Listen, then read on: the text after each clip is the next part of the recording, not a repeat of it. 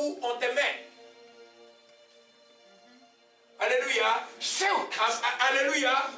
Amen. Alors, vous voyez, alors mais la Genèse 26. Genèse 26. Alléluia. C'est pourquoi j'ai dit, si je commence aujourd'hui, on va pas terminer. On va respecter, on va arrêter à 40 là, on loue pendant 40 minutes. Il faut qu'on loue parce que c'est ce que Dieu a loué. On a beaucoup loué, on va encore louer.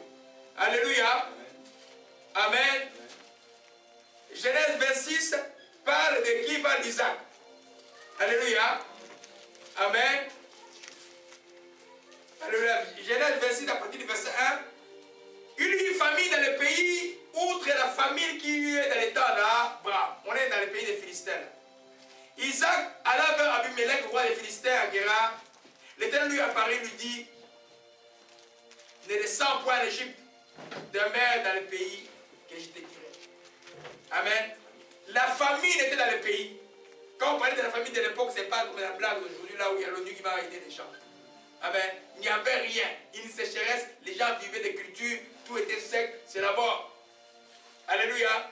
Alors Isaac, comme tout le monde, dit, hey, Seigneur, peut-être je vais fuir en Égypte. Dieu dit, tu ne pars pas. Alléluia. Séjourne dans ces pays ici, où il y a la famine. Je serai avec toi, je te bénirai. Amen. Je serai avec toi. C'est là que tu vois la sanctification. Être sanctifié, c'est appartenir à Dieu. Je serai avec toi, je te bénirai. Car je donnerai tout ce compté à toi et à ta postérité. Je tiendrai le serment que j'ai fait à Abraham et à ton père. Quand il parlait là, la famille était comme toutes les prophéties que nous avons reçues sur le Congo. Quand les gens suivent les informations, peut-être les gens paniquent, tout ça. Mais les choses que Dieu a dit vont s'accomplir. Ils vont s'accomplir. Vous allez être étonnés. Amen. Quand ces jeunes prophètes que j'ai raconté à Atlanta 94 me parlaient de la chute de Mobutu, dans un deuil, on est parti à l'époque avec un vrai major qui était là, très connu au Congo là. On était dans un deuil avec ce vieux major à Atlanta. Et puis, les jeunes pasteurs, comme ils prennent du deuil là, et puis ils commencent à profiter sur le Congo, les gens riaient.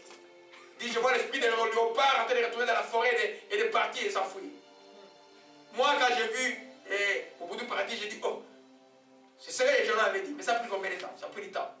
La même chose que nous avons reçu pour la situation actuelle, ces pays-là, les cercles de la méchanceté reviennent sur le pays-là. Cette personne-là, les gens méchants ne résideront pas au Congo, ils partiront. Ce n'est pas seulement au Congo.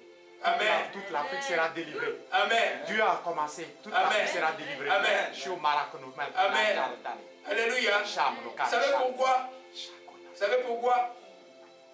Amen. Amen. Je vais revenir. Si on va être le prophétique, ici on ne va pas terminer. Amen. Alléluia. Et c'est ça les choses. Et ça commence.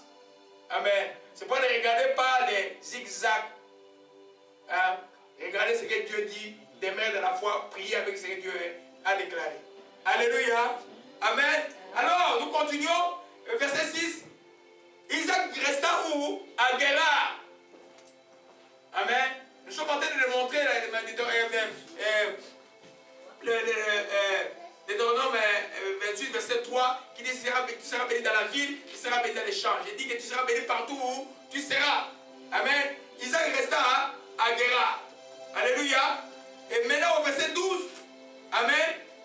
Et d'abord au verset 11, Abimelech fit cette ordonnance, celui qui touchera à cet homme ou à sa femme sera mis à mort. Dieu a commencé à le protéger au milieu de ses ennemis. Alléluia. Au verset 12, Isaac s'aima et il recueillit ses années de centuple car l'Éternel est béni. Cet homme devient riche, il alla s'enrichissant de plus en plus jusqu'à ce qu'il devienne fort riche. Ou dans le pays où il y avait les déserts. Le saint a besoin de la sanctification, pas d'aller suivre des bénédictions à gauche à droite. Amen. C'est tout ce que tu as besoin. Quand tu as une vie sanctifiée, tu vas fructifier comme Abraham. Tu seras béni dans la ville, tu seras béni dans les champs, tu seras béni dans les déserts, tu seras béni dans la forêt, tu seras béni où que tu sois, tu seras béni. Parce que la bénédiction vient toujours par l'homme que Dieu a créé à l'image de Dieu. Quelqu'un peut avoir une idée d'une vision, d'un projet pour une région. Quand il commence déjà à rire. Et puis après, oh, ils sont étonnés. Je me rappelle de mon jeune oncle, mon très jeune oncle, c'est un cousin, ma mère très jeune par rapport à moi. un jeune qui avait fait l'agronomie, qui a fait la pisciculture. Vers nos villages, dans nos régions, il y avait plus de poissons dans les rivières. Il a appris un peu des Chinois, un peu comment faire la pisciculture. Il a commencé une idée pour toutes les régions. Évidemment, il n'avait pas beaucoup de notions d'écosystème, mais il a planté des poissons qu'on appelle le mungus, je ne sais pas quoi. C'est le mungus, là, c'est comme des chats. Là. Il les a plantés, ça s'est tellement multiplié dans toutes les rivières que ça bouffait tous les poissons, mais au moins il y avait des poissons pour tout le monde. Amen. Alors je me rappelle quand je revenais en 82, je disais, mon petit oncle, quand je reviens, tu vas travailler avec moi. Mais on l'a tué. Vous voyez un peu?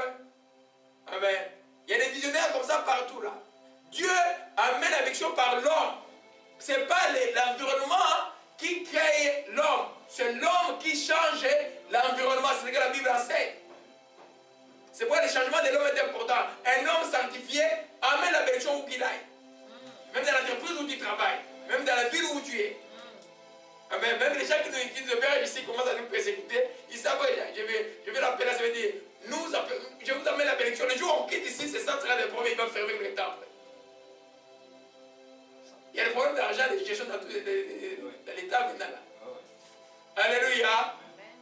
Alléluia. Amen. Donc, nous voyons que tu seras béni. Ça, c'est une des bénédictions. Donc, tu n'as rien à craindre, mon bien-aimé. Où que tu y ailles, Dieu est avec toi. Amen. Si j'avais compris cette chose avant là, oh, je serais là. Déborah de parler anglais, comme ça, même pas le français. Mais je ne connaissais pas ce jour là. J'étais un jeune chrétien, j'avais un peu peur de foi.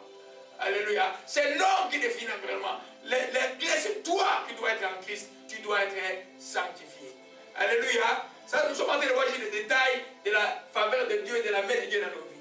Amen. Alors, le verset 4. Deutéronome 28, verset 4. On va terminer à 5 minutes et puis on va louer l'éternel. Les fruits de tes entrailles, les fruits de ton sol, les fruits de tes troupeaux, les porteurs de ton gros et menu bétail, toutes ces choses seront bénies. Je vais demander à Serge de lire dans la version de la Bible parce que c'est un français littéraire. Je vais expliquer par après. Alléluia. J'ai lu au nom du Seigneur. Il vous accordera de nombreux enfants et d'abondantes récoltes, et il accroîtra vos troupeaux de bœufs, de moutons et de chèvres. Amen. Amen. Amen. Donc Dieu dit simplement que tu seras productif. Amen. Tu vas être béni. Tu seras béni. Tu auras tout ce qui est en toi portera des fruits. Les fruits de tes entrailles, comme il vient de dire, c'est les enfants. Amen. Les fruits de ton sol, c'est les récoltes que tu vas faire. Les fruits de ton troupeau, c'est tes animaux. Les pauvres, c'est la richesse. L'élément est une part importante de la richesse de quelqu'un. Donc, ce que tu vas faire va fructifier. Parce que tu vis une vie de sanctification. Amen. Si vous voyez les gens qui te disent, prophète de Dieu, il vient enseigner le miracle dans sa prédication, il n'y a même pas un message de repentance. Venez, donnez l'argent ici, vous allez recevoir. Ce temps est fini.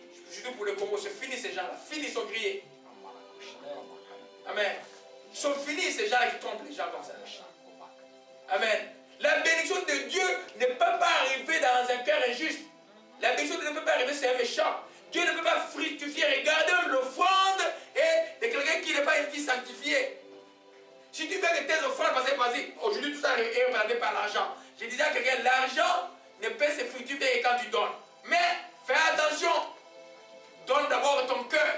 Ton cœur est d'abord à Dieu. Alors tu peux dire que je suis enfant de Dieu qui honorait mon Père. Mais si tu n'es pas, ton Père ne te connaît pas, si tu vas déposer, il ne va même pas regarder ça. Amen. Alléluia. Amen. C'est très important dans le business, dans toutes les choses que vous faites, de faire en sorte que la vie de sanctification soit notre manière de vie. Amen. Qui ça fait encore peur de les sanctifier maintenant?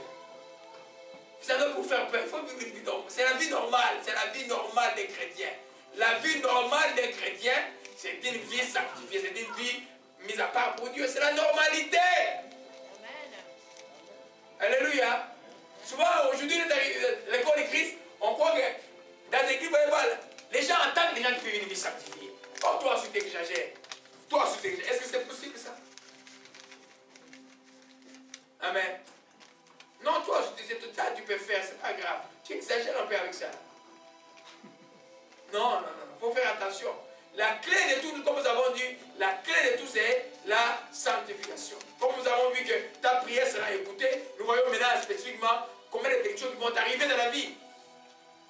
Alléluia. Amen. Amen. Et on avance, le verset 5. T'as eu chez ton corbeil seront bénis. C'est la version de la sœur, c'est plus clair. Lis le verset 5. Je lis au nom du Seigneur. Il remplira vos corbeilles de fruits et de vos pétrins de farine. Amen. Qui signifie simplement ici que il y aura un overflow de l'abondance dans ce que vous allez recevoir. Simplement. Amen. Vous allez être bénis. Votre porte-monnaie là sera béni. Vos comptes en banque seront bénis. Tout cela sera béni. Tout ce que les gens essaient de chercher de toutes leurs forces de gêner, au lieu de gêner pour vivre sanctifié, ils gênent pour la conséquence. Amen. Ne gênez pas pour la conséquence. Gênez pour ce qui cause la conséquence. Amen. Gênez pour avoir une vie qui plaît à Dieu. Quand il y a une vie qui plaît à Dieu, alors ces choses-là vont être simplement arrivées. Sinon, on a dans une religion, puis vous programme de 21 jours, de 40 jours chaque année, 50 jours chaque année pour être béni, 60 jours, et puis 1000 jours, et puis finalement ça n'arrête plus. Amen. La vie de sanctification, c'est la clé de la bénédiction. Amen. En fait, c'est la sanctification qui fait un lien clair entre le Nouveau et l'Ancien Testament. C'est un lien clair de l'obéissance. Il y en a qui croient que la vie d'obéissance est restée dans l'Ancien Testament. Non, on obéit à Dieu, la loi reste là. On obéit à Dieu. Si tu veux vivre une vie sanctifiée, tu dois vivre une vie d'obéissance. Mais dans le Nouveau Testament, qu'est-ce que tu vas faire? Tu vas greffer au-dessus cette capacité de recevoir qu'ils appellent la foi et tu es béni. Amen. Tu ne peux pas avoir une vraie foi si tu n'as pas une vie d'obéissance à Dieu. J'appelle ça la prétention. Alléluia. Amen. Amen.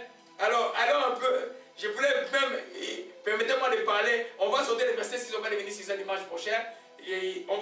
C'est qui sera béni à ton arrivée et à ton départ dans tous les voyages. On va revenir sur ça dimanche prochain. Alors, verset 7, parce que ça nous concerne beaucoup le verset 7.